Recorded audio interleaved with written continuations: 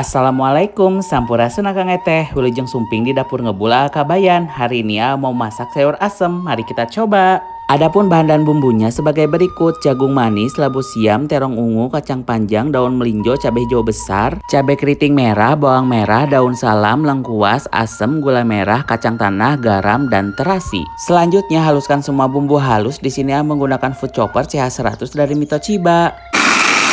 Dan hasilnya seperti ini. Kemudian rebus 4 gelas air, kemudian tambahkan kacang tanah dan jagung manis, rebus hingga matang. Di sini menggunakan fry pan with lid dari Stand Cookware. Setelah matang, tambahkan labu siam, kacang panjang, lengkuas, daun salam, asem, dan bumbu halus, gula gale, dan rebus kembali hingga matang. Setelah matang, tambahkan terong ungu, cabai hijau besar, gula merah, garam, dan daun melinjo. Harus bertahap ya supaya sayuran tidak overcooking. Ini mah pedo pisan, paling cocok sama nasi, ikan asin sepat, dan kerupuk. Sampai jumpa lagi di dapur ngebul Akabayan. Selamat mencoba.